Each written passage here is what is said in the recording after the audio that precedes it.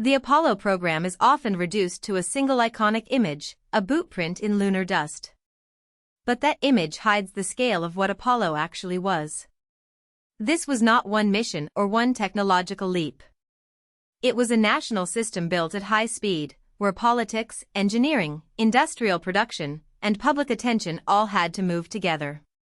NASA had to prove that humans could leave low Earth orbit, travel nearly 250,000 miles, land safely on another world, launch back off that world, and return through Earth's atmosphere alive.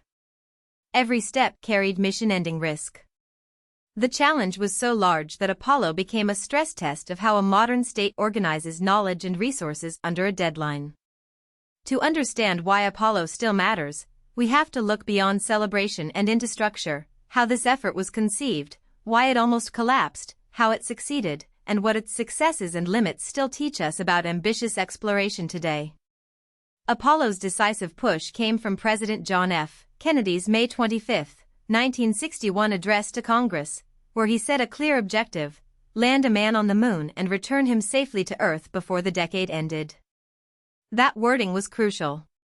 It was not enough to reach the moon, the mission had to be complete and survivable. This transformed the moon race into an integrated engineering problem with no weak links allowed. A deadline also changed behavior across institutions.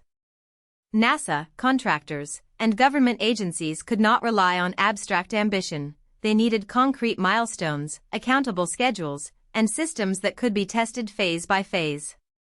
In strategic terms, the moon goal was a Cold War signal of capability, meant to demonstrate technical and organizational superiority. But inside the program, that political signal became an operational discipline. Apollo succeeded partly because the objective was specific enough to shape decisions daily, from spacecraft design to simulation protocols to launch sequencing. Apollo also depended on what came before it. Project Mercury proved that U.S. astronauts could survive spaceflight and return safely, but Mercury missions were short and limited in maneuver complexity. Project Gemini then became the operational school for lunar ambitions. Gemini crews practiced rendezvous and docking, flew longer durations, and expanded astronaut task capacity in orbit. Those capabilities were not optional add-ons, they were prerequisites for moon missions.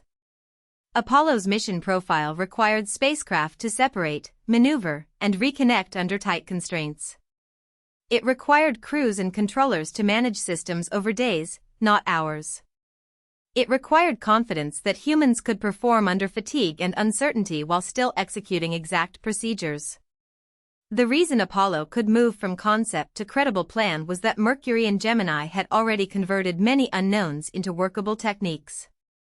Seen this way, Apollo was less a sudden miracle than the culmination of an incremental learning strategy where each program taught the next one how to operate farther, longer, and with less margin for error.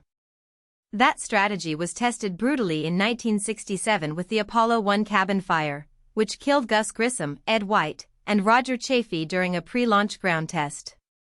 The crew never even reached liftoff. Apollo 1 forced NASA to confront the difference between technical confidence and operational safety. Investigations exposed design and procedural vulnerabilities that, in combination, proved fatal under emergency conditions. The response was a major program reset, hardware changes, stricter materials standards, hatch and system redesigns, deeper review processes, and a stronger culture of dissent in safety discussions. The tragedy delayed schedules but improved survivability and mission discipline. Apollo's later achievements cannot be separated from this loss. Apollo 1 became the moment when NASA shifted from racing forward at almost any cost to building a more resilient system that could withstand scrutiny and failure analysis. In complex exploration, progress is not linear, and Apollo 1 remains the clearest example that learning from catastrophe is part of how lasting capability is built. By 1968, Apollo 8 marked the first crewed mission to leave low Earth orbit and travel to the Moon, orbit it, and return safely. This mission is sometimes overshadowed by Apollo 11, but it was strategically foundational. Apollo 8 validated long-distance navigation, deep space communications, and high-speed re-entry at conditions far beyond previous human flights. Just as importantly, it demonstrated that mission control, crew procedures, and onboard systems could operate coherently over a translunar profile. Apollo 8 reduced uncertainty where uncertainty mattered most. It also changed public imagination. Humans were no longer circling Earth, they were voyaging between worlds. The famous Earth views from lunar distance reinforced a planetary perspective that transcended the immediate race narrative. Operationally and psychologically, Apollo 8 opened the door that Apollo 11 would walk through. It proved that the route was navigable, that the control architecture worked, and that crews could execute deep space flight as a disciplined process rather than a one-time gamble. Apollo 11 in July 1969 became the breakthrough mission. Neil Armstrong and Buzz Aldrin descended to the lunar surface in the Lunar module while Michael Collins remained in lunar orbit in the Command and Service module. This division of roles illustrates Apollo's complexity. The landing craft was specialized for surface operations and ascent, while the Command module handled orbital and Earth return phases. Success required these elements to reunite after the surface mission, meaning the landing was only one critical segment in a chained sequence. The world saw the moonwalk, but behind that moment was a tightly coordinated system of guidance, communications, trajectory control, and time-sensitive decision-making. About 650 million people watched globally, turning technical execution into a mass human event.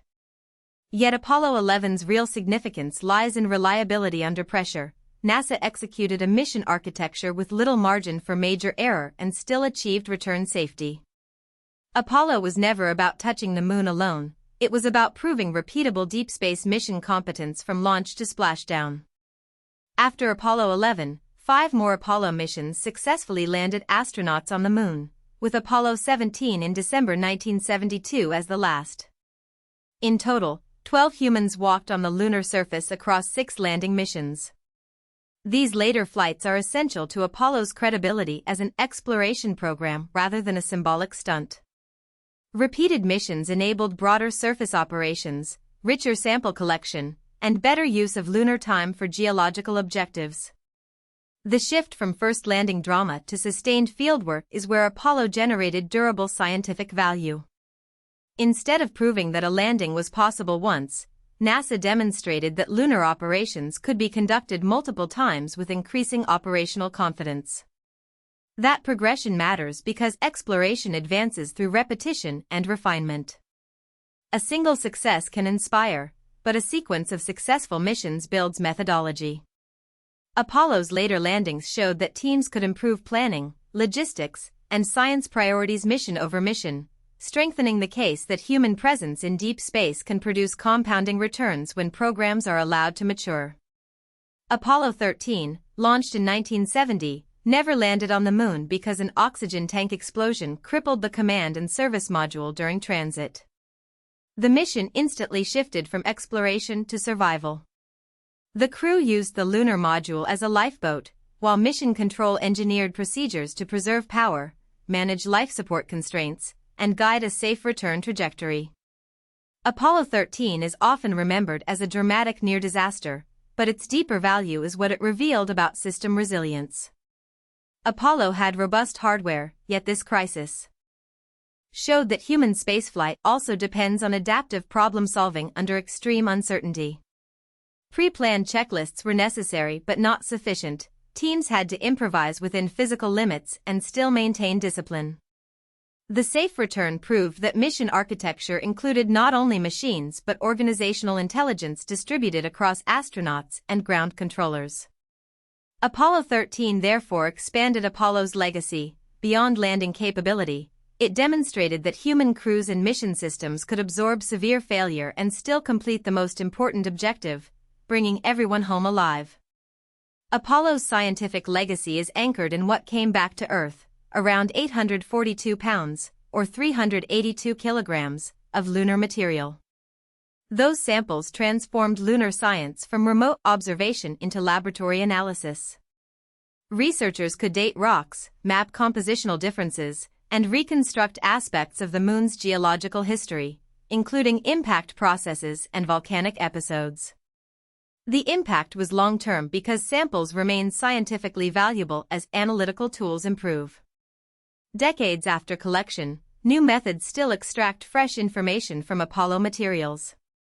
This means Apollo's science return was not confined to the years of active missions, it became an enduring knowledge resource. The sample archive also helped frame broader planetary questions by allowing comparisons among lunar, terrestrial, and meteoritic evidence. In practical terms, Apollo turned the Moon into a test case for understanding rocky body evolution. The iconic visuals shaped public memory, but the sample returns shaped scientific memory, supplying hard evidence that continues to influence planetary geology and mission planning long after the final Apollo landing. Beyond science, Apollo accelerated technology and institutions. The program pushed advances in avionics, telecommunications, guidance systems, and mission-integrated computing because lunar operations demanded reliable performance under strict constraints. Apollo also strengthened NASA's operational culture, simulation rigor, procedural redundancy, and real-time decision frameworks became defining features of human spaceflight management. Infrastructure built or expanded for Apollo, including key capabilities at Johnson and Kennedy centers, supported later programs long after lunar landings ended.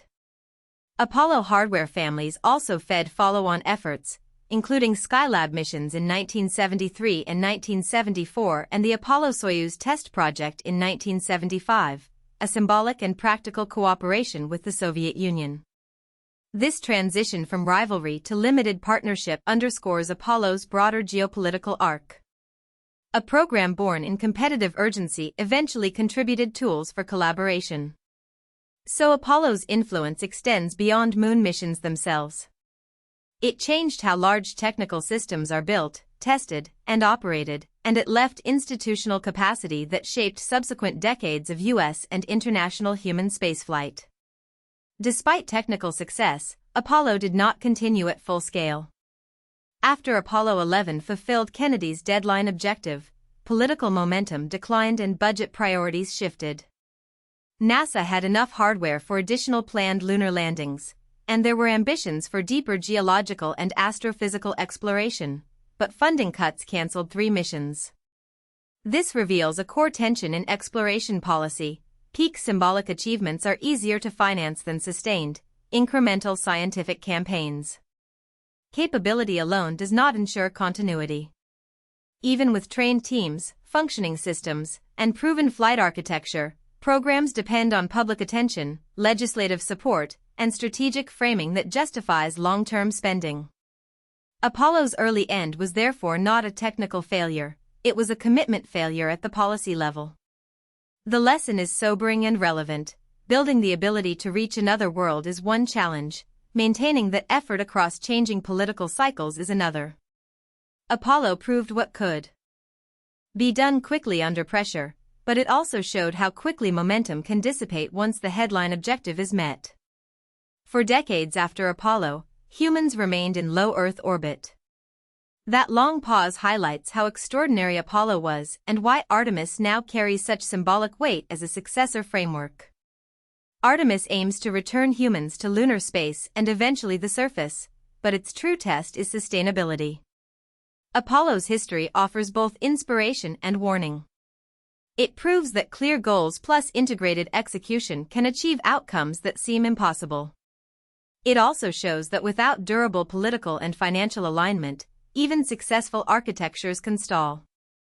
The modern opportunity is not to reenact Apollo as nostalgia, but to apply its strongest lessons, define concrete mission phases, invest in safety culture, design for iterative learning, and tie exploration to long-term value rather than one-time spectacle. If Artemis and future programs can do that, Apollo will stand not only as a historic pinnacle, but as the first chapter in a continuous human presence beyond Earth orbit. The moonshot's lasting meaning depends on whether we turn precedent into permanence. If you found this helpful, please like this video and subscribe for more explainers.